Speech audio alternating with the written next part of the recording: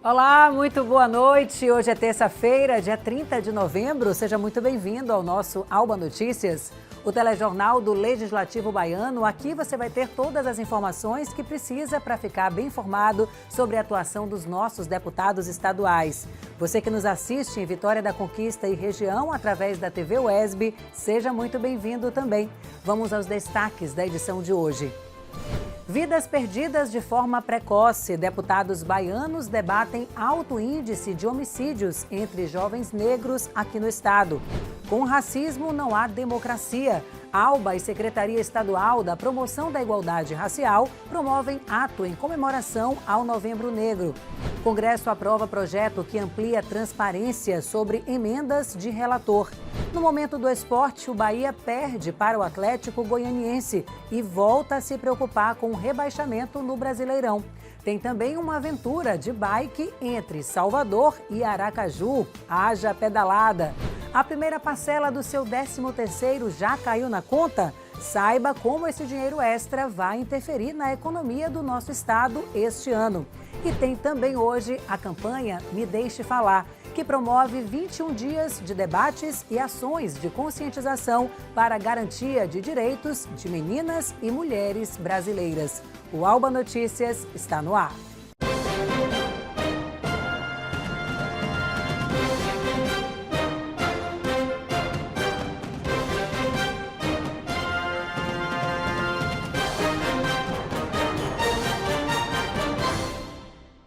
Prevenção aos homicídios contra crianças e adolescentes e jovens negros. Este foi o tema principal de uma audiência promovida pela Comissão de Direitos Humanos e Segurança Pública aqui da ALBA, presidida pelo deputado estadual Jacó Lula da Silva. De forma híbrida, representantes de entidades ligadas ao segmento no estado participaram do evento. Vamos ver como foi. Guilherme tem 19 anos e está na reta final do ensino médio. Durante a audiência pública, ele relatou ter sido assaltado e atropelado por causa da cor da pele. Eu estava passeando, chegando de uma festa, e aí ele me assaltou, não tinha nada para ele levar, ele passou o carro por cima de mim. E aí eu fui atropelado, né? As pessoas me socorreram. Ele falou coisas assim agressivamente por conta da minha cor, seu neguinho, porque você não tem nada que ser pobre, isso e aquilo. Segundo dados do Atlas da Violência de 2021, publicado no último mês de agosto em 2019, os negros representaram 77% das vítimas de homicídios no Brasil. E embora o número de assassinatos no país tenha reduzido 22% em relação a 2018, mais da metade das vítimas foram jovens entre 17 e 29 anos. Hoje, eles estão num espaço de vulnerabilidade social muito grande. Na sua comunidade, não é dado a eles a segurança, e aí eu falo não segurança pública, mas uma segurança de direitos. O que é isso, uma segurança de direitos? A educação, o lazer, a saúde, não é dado a eles essa gama de direitos para que eles fiquem em um local onde ele possa ter um crescimento, né, uma oportunidade de chegar à sua vida adulta. Nós temos uma série de políticas públicas que estão falhando em relação à prevenção à violência, à educação, à saúde, à assistência social. Então, disso tudo decorre uma maior vulnerabilidade de jovens negros e que acabam tornando eles potencializados em frente à violência. Cabe a nós identificarmos dentro dos territórios mais abalados por essa violência quais as políticas públicas que mais estão acarretando essa violência. Durante o encontro semipresencial promovido pela Comissão de Direitos Humanos e Segurança Pública da ALBA, a coordenadora da Juventude da Secretaria Estadual de Justiça e Direitos Humanos, Fernanda Sampaio, falou das ações que vêm sendo desenvolvidas com o objetivo de reduzir o número de homicídios entre os jovens na Bahia. A gente tem grandes programas no governo do estado que gera não só a qualificação profissional, como também a geração de emprego e renda, como é o caso do Programa Primeiro Emprego, do Educar para Trabalhar, o Partiu Estágio, o Programa Conectar, através da Secretaria de Ciência e Tecnologia também, além dos editais, a gente tem espaços de desenvolvimento, né, de ciência e tecnologia, através do Parque Tecnológico, dos espaços Colaborar, as escolas culturais junto com a Secretaria de Cultura. Então, um esforço de desenvolver um conjunto de ações que possam gerar renda para essa juventude, como também a qualificação técnica profissional, que a partir daí eles possam trilhar a sua trajetória. O proponente da audiência pública, o deputado estadual Jacó Lula da Silva, disse que vai fazer um levantamento sobre os projetos de lei relacionados ao tema na ALBA. Vamos chamar o Ministério Público, a Defensoria Pública, os atores envolvidos, vamos em seguida priorizá-los, levar para a liderança do nosso partido, da liderança do governo, para a Comissão de Constituição e Justiça, para que esses projetos possam andar aqui nessa casa e que eles possam ser aprovados pelo plenário, porque nós não podemos permitir nem se omitir que esse processo de genocídio, né, de morte permanente da nossa juventude e adolescência, principalmente os negros e negras, possam acontecer, e essa casa aqui não dá uma resposta para essa situação. Gente, o jovem negro é o mesmo que um jovem branco. É o mesmo que um jovem branco. Não tem motivos de ser maltratado ou se destratar. Somos pessoas, temos que ser empáticos uns com os outros. Temos que nos mostrar e nos respeitar em todos os momentos. E também nesta terça-feira, a Assembleia Legislativa da Bahia promoveu, em parceria com a Secretaria da Promoção da Igualdade Racial do Estado, um ato em comemoração ao Novembro Negro. O debate, que teve o tema "Com racismo não há democracia", encerrou as atividades do mês que celebra o Dia da Consciência Negra. A equipe da TV Alba acompanhou. O debate, realizado de forma híbrida, teve sede presencial no auditório jornalista Jorge Calmon, na Alba. A deputada Fátima Nunes, presidente da Comissão Especial da Promoção da Igualdade, enalteceu a importância desses encontros, que levantam a bandeira da igualdade racial e fortalecem o movimento negro no combate ao racismo e à intolerância religiosa. Nós precisamos de uma transformação geral na consciência de que não é a cor da pele que nos faz diferente, porque nós somos seres humanos, temos direitos, obrigações, deveres, temos uma Constituição que rege a garantia do direito a todos, e a gente precisa fazer isso acontecer na prática, do dia a dia, no relacionamento. Precisamos preservar a cultura e construir cada vez mais uma convivência de harmonia e de paz, sem violência. O ato teve como foco a resistência do povo negro ao racismo e também discutiu o combate às desigualdades raciais e sociais. Para a gente curar o racismo, não basta não ser racista, tem que ser antirracista. As pessoas precisam entender que ser antirracista é acreditar que todos nós somos iguais, que todos nós colaboramos e construímos essa sociedade. Nosso povo preto de Candomblé, Candomblé não é só religião, é o legado cultural que nós herdamos dos nossos ancestrais, que nós vemos o tempo todo nas vestes, nas músicas, na culinária, então por que não respeitar? A gente não pode esquecer, gente. Violência não combina com fé. Para a doutora Bárbara Carini, é preciso rever o próprio currículo da formação de docentes no Estado. Na opinião dela, o atual programa fomenta opressores de gênero, raça e classe. Para além de criar possibilidades de acesso de pessoas negras às reitorias das universidades, nos corpos docentes, dos espaços educacionais, seja na educação básica, seja no nível superior, é necessário a gente pautar a contemplação das leis 10.639 e 11.645 nos currículos, né? Mas a ideia é perceber o conhecimento como uma festividade da humanidade, né? Que está para além de uma dimensão eurocentrada, que está para além de uma gênese greco-romana, é pensar aquilo que é produzido em África, aquilo que é produzido em Kemet, né? No Império Ashanti, em Kush, em Gana, em Daomé, em Meroé, em todos os reinos africanos. A secretária estadual de Promoção da Igualdade Racial, Fábia Reis, pontuou ações que estão sendo desenvolvidas pela CEPROME, com foco na luta contra qualquer tipo de preconceito. Então nós temos ali o Centro de Referência Nelson Mandela, à disposição do povo baiano, que recepciona as denúncias de crime de racismo, de injúria racial, os crimes de intolerância religiosa, além do nosso trabalho juntamente com a Secretaria de Comunicação do Governo da Bahia, levando essa mensagem, pedindo respeito e falando, dando informação para todo o povo da Bahia, de como identificar o que é racismo estrutural, se opor a essas condutas. É importante dizer também nas nossas comunicações, informando que racismo é crime imprescritível, inafiançável e que, portanto, devemos todos estarem aí muito atentos às condutas e falar da importância dessa denúncia. Depois que o Supremo Tribunal Federal determinou a suspensão da execução dos recursos das chamadas emendas do relator relativas aí ao orçamento da União deste ano, o Congresso brasileiro se movimentou para aprovar um projeto de resolução que amplia a transparência desse processo. Vamos entender mais a partir de agora na reportagem da TV Câmara.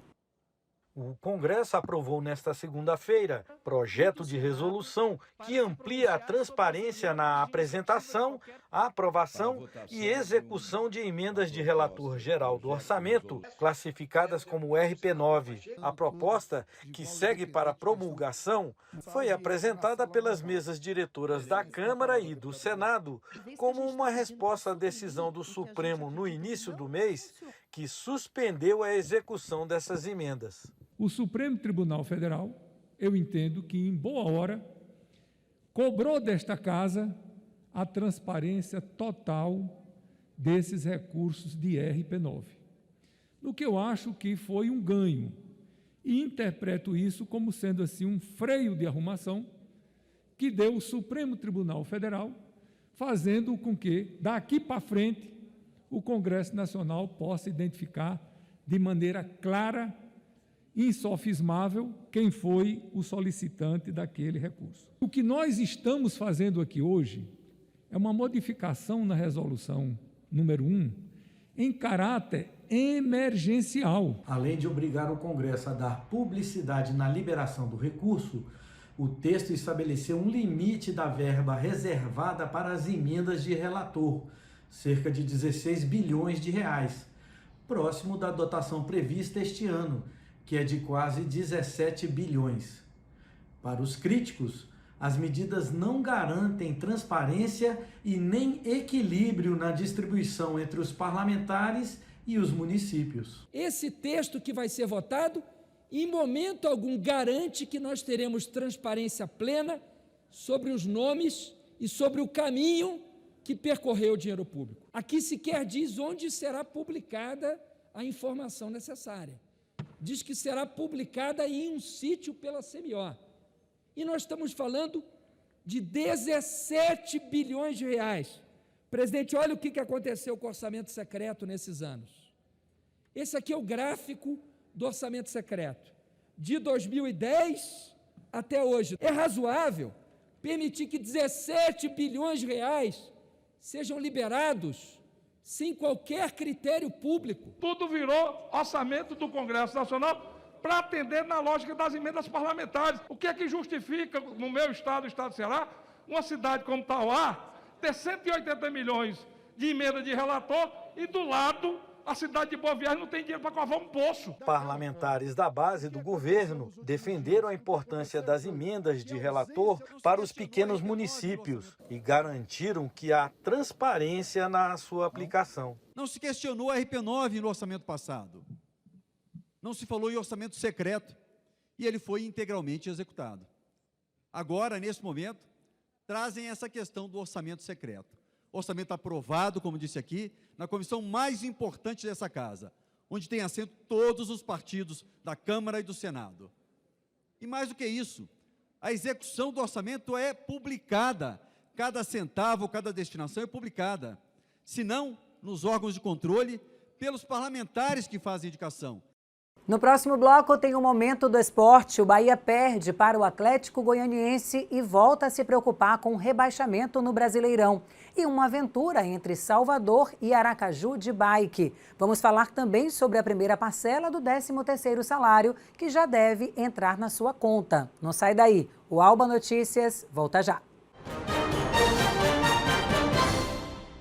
Estamos de volta com o nosso Alba Notícias e vamos direto ao nosso Momento do Esporte. Roda a vinheta.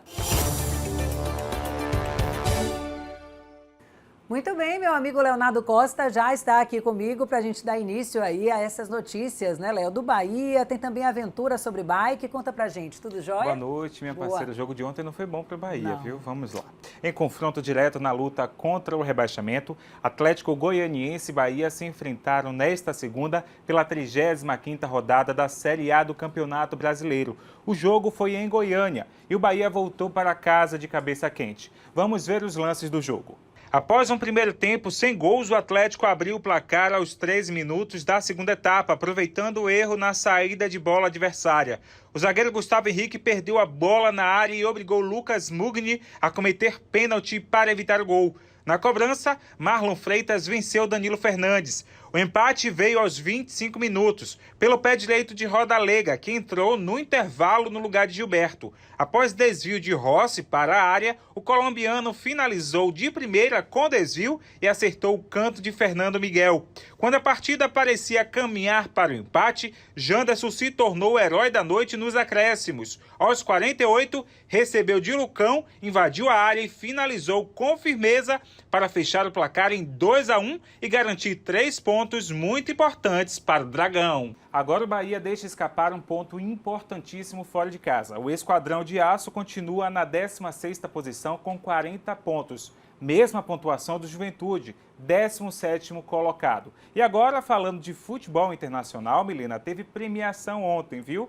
Olha só, o argentino Lionel Messi conquistou a sua 7ª bola de ouro, prêmio concedido pela revista France Football. Com a marca, ele se iguala a Pelé como o maior vencedor da honraria. Na final, o craque do Paris Saint-Germain, PSG, superou nomes como Robert Lewandowski e Jorginho, brasileiro naturalizado italiano. Os dois completaram esse pódio. O português Cristiano Ronaldo ficou com a 6ª colocação. Neymar, por sua vez, não atingiu o topo. O top 10 ficou em 16º lugar. Messi já tinha conquistado o prêmio em 2009, 2010, 2011, 2012, 2015 e 2019, Milena. Só faltou 13 e 14, né? Quase, né? Já tá lá manjado o nome Anos Messi. consecutivos. Não é à toa, né, que é uma das camisas mais vendidas, que as crianças aí de todas as idades só quer o Messi, Messi, Messi lá na camisa do PSG e que tem também espalhados aí por todo o Brasil franquias, né, dessa escolinha de futebol. Que bom, ele está influenciando aí positivamente crianças também para praticarem este esporte e para se tornarem verdadeiros campeões, como ele é. Parabéns nesse aí. top aí, né? Conta mais, Léo, sobre essa aventura que eu estava ali vendo, sair de Salvador até Aracaju de bicicleta, haja perna, haja pedalada, meu filho. Pois é, parando, mas chega lá, viu? É isso mesmo. Agora a gente embarca numa aventura até Aracaju. Já pensou em sair por aí em busca de um sonho, sem pensar muito como vai ser esse trajeto? Um jovem daqui de Salvador fez isso. Pegou a bike, uma pequena mochila e escolheu como destino a cidade de Aracaju, capital do estado de Sergipe. A viagem foi repleta de aventura. Roda aí!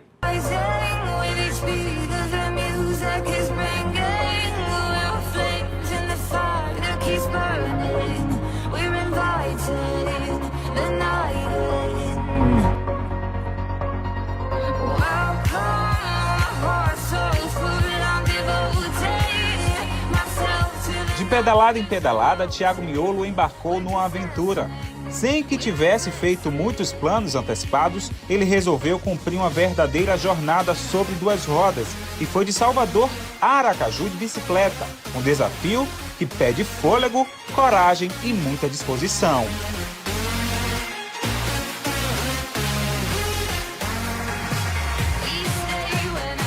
Foi a pandemia que aproximou esse jovem editor de imagens da Magrela.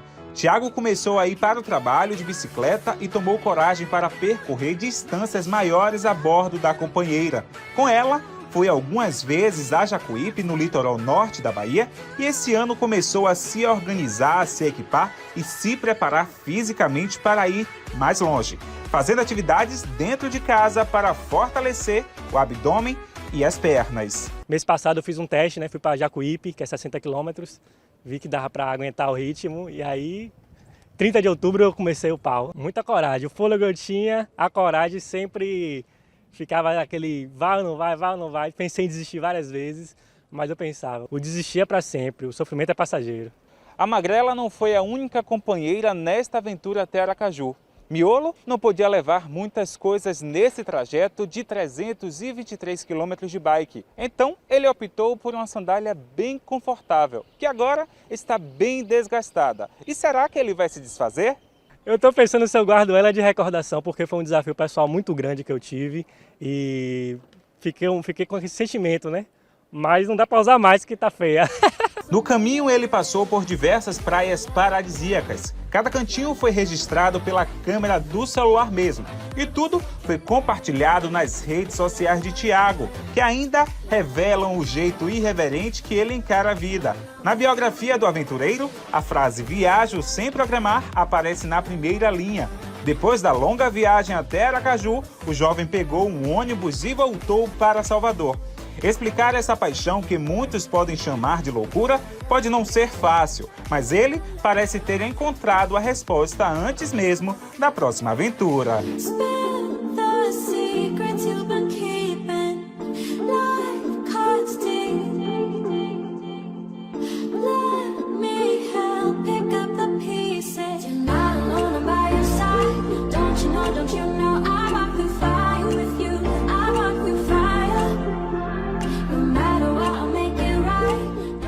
Bacana o desafio, né? Determinação, a bikezinha, pedalar, umas paradinhas legais, porque o caminho é muito bonito, inclusive. Vale ressaltar que a percata que ele escolheu para viajar voltou completamente destruída. Ele disse que agora vai ficar ali guardadinha como lembrança, porque fez ele superar mesmo, se superar, né, nessa viagem. Começou treinando ali dentro de casa no meio da pandemia. Sim. E de repente decidiu sair de Salvador e ir para Aracaju numa bike, né? Aventura bacana, viu? E sem falar na saúde, sem falar no deslumbramento que a gente tem quando passa por aqueles mirantes e vê tantos coqueirais lindos aí seguindo, né, a nossa BA-099. Parabéns aí pela coragem também, que inspire outras pessoas, né, Léo? Né? Sugestão de pauta para quem quer participar aqui com a gente. É simples, é pelo número 719-9602-5318. 719-9602-5318. Tchau, tchau, Milena. Valeu, Léo. Muito obrigada pelas contribuições. E atenção, você que está em casa, o governo da Bahia aumentou de 3.000 para 5.000 pessoas o limite máximo de público em eventos aqui no estado. Vamos conferir os detalhes deste novo decreto direto da redação. Oi, Milena, é isso mesmo. O decreto publicado nesta terça-feira vale para cerimônias de casamento, eventos urbanos e rurais, formaturas, parques de diversão, entre outros. Apesar da liberação, em todos os casos, é obrigatório que o público apresente comprovação de vacinação contra a Covid-19 para o acesso. A confirmação pode ser feita através do cartão físico fornecido no momento da imunização ou pelo certificado Covid obtido por meio do aplicativo Conect SUS do Ministério da Saúde. A medida é válida até o dia 10 de novembro. Voltamos ao estúdio. É com você, Milena. Muito obrigada pelas informações. Fica aí o alerta, né? O pedido de consciência para a população que vai comparecer a esses shows com relação ao uso de máscara e os cuidados com a saúde. Qualquer mínimo sintoma, né, da doença, que a pessoa cancele a ida e não vá aglomerar para não transmitir a doença. A gente tem visto aí em diversos países como é que está aí o surgimento desta nova cepa. Então, medida de cautela sempre é muito importante. Gente, hoje é 30 de novembro, é um dia feliz, né? Para todos os trabalhadores brasileiros contratados com carteira assinada ou que exerceram ao longo de 2021 alguma atividade nessa modalidade e que tem direito a receber o 13º salário. Tô vendo gente aqui no estúdio assim, ó. Pois é. O valor extra já faz parte dos planos de muita gente e a primeira parcela já deve estar na sua conta, viu? Na reportagem de Patrícia Oliveira, nós vamos entender de que forma o 13º vai se relacionar com a economia aqui no estado neste ano de 2021. Olha aí. Nós já saberíamos o que fazer com o salário do 13º? Pagar dívida. E se sobrar um pouquinho? Guardar para poder pagar mais dívida. Pois é. O 13º salário é uma gratificação de fim de ano garantida a todos os trabalhadores e trabalhadoras formais que tenham trabalhado 15 dias ou mais em uma empresa durante o ano. De acordo com o DIEESE, Departamento Intersindical de Estatística e Estudos Econômicos, a título de 13º salário, a economia baiana recebe até o final de 2021 cerca de 9 bilhões e meio de reais. Esse montante representa em torno de 2,7% do PIB estadual. A média de valores por pessoa é estimada em R$ 1.939,01. O 13º ele já é extremamente importante exatamente pelo volume que ele injeta ao longo do ano, né? Para se ter uma ideia, esse ano aqui, só na Bahia, a gente estima que seja injetado um volume de recursos em torno de 2,7% do PIB baiano, né? Então, não é desprezível. Então, num momento como esse, em que nós temos uma economia bastante estagnada, esse volume que entra ao longo de todo o ano, né, porque o maior volume dele é novembro e dezembro, mas algumas categorias recebem no aniversário, outras recebem em férias, os aposentados do INSS e pensionistas também recebem em outro momento. Então, é uma injeção de recursos ao longo do ano que tem um efeito muito positivo em impulsionar, né, em tentar aquecer a economia, sobretudo num momento como esse. É um ano diferente porque a gente vem de uma pandemia forte, prolongada, que efetivamente não só comprometeu a cabeça, o coração e a alma, comprometeu o bolso, os orçamentos, os preços aumentaram e a receita não cresceu. Então, o nosso 13º, nos anos anteriores, fazia parte de uma composição, de uma gratificação, de um valor a mais, que faria com que a gente fizesse planejamentos.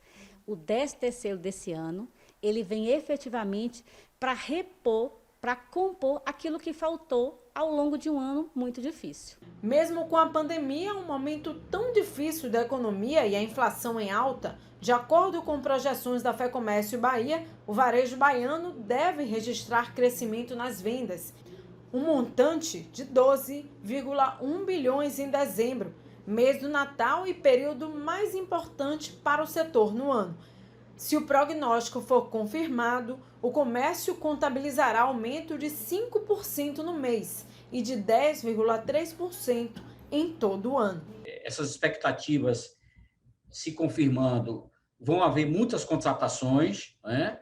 O que é importante para a economia como um todo, porque isso vai gerar muita renda, muitos empregos e pagamento de impostos, que, em última instância, interessa a toda a economia da Bahia, Salvador e do Brasil inteiro.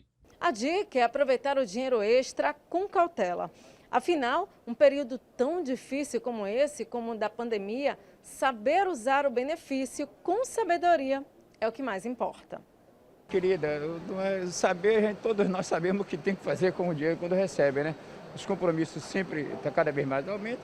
E eu com filho caçula ainda em faculdade, né, já sabe como é que é, né? O dinheiro já é todo delineado. Eu gostaria muito de guardar, né? Mas infelizmente não posso, porque na minha casa todos estão desempregados, no momento somente eu trabalho. Temos que honrar com o nosso compromisso.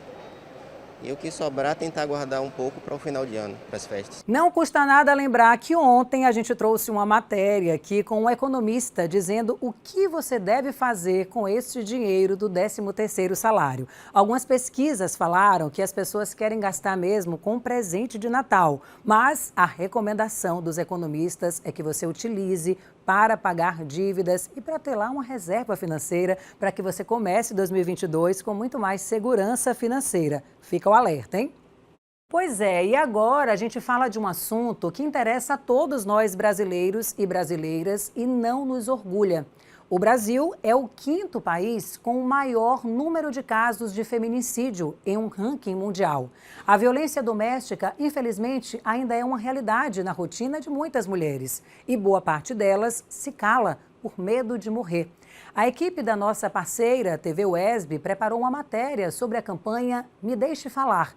É uma iniciativa internacional que promove debates e ações de conscientização sobre este grave problema. Vamos saber mais na reportagem. Até o dia 10 de dezembro, a Secretaria de Desenvolvimento Social está realizando a campanha Me Deixe Falar, que pretende discutir a ruptura do silêncio imposto às mulheres. Nós vamos trabalhar em parceria com a rede socioassistencial, levando um papo ativo nos territórios, através dos CRAS. A gente vai estar atuando também em parceria com os restaurantes e bares, onde nós já estamos dialogando com representantes para trabalhar a questão da prevenção e, quando presenciar a violência em seu estabelecimento, como proceder. Nós estaremos realizando também parceria com as empresas que administram condomínios, porque a prefeita promulgou a lei a respeito da importância do síndico e dos representantes denunciarem a violência. Vamos estar atuando também em comunidade quilombola, assentamento, chegando também à zona rural. Segundo o estudo do Fórum Brasileiro de Segurança Pública, a mulher brasileira é uma das que mais sofrem com a violência doméstica em todo o mundo.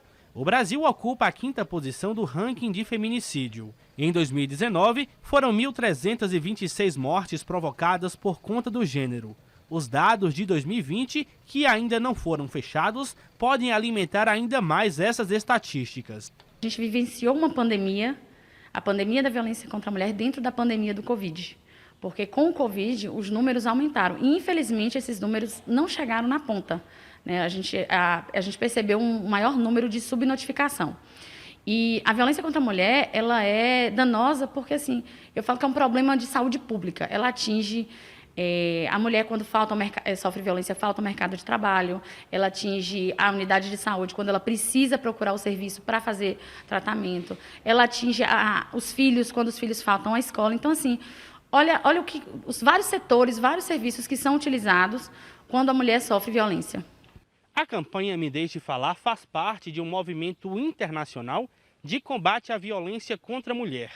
O ativismo começou em 1991, com 16 dias, mas aqui no Brasil a campanha foi ampliada e são 21 dias de debates e conscientização de garantia de direitos para mulheres e meninas. No período, entes públicos e organizações sociais promovem uma série de ações e mobilizações de pessoas para combater e coibir a violência contra a mulher. O nosso foco está ligado à área de direitos humanos, quer dizer, se as mulheres são violentadas, seus direitos estão sendo violados e o Estado tem sido negligente em combater, em políticas de combate. Durante o período, espaços como a Delegacia Especializada de Atendimento à Mulher e o Centro de Referência da Mulher Albertina Vasconcelos estão atentos às denúncias de violações, assim como organizações sociais como a União de Mulheres.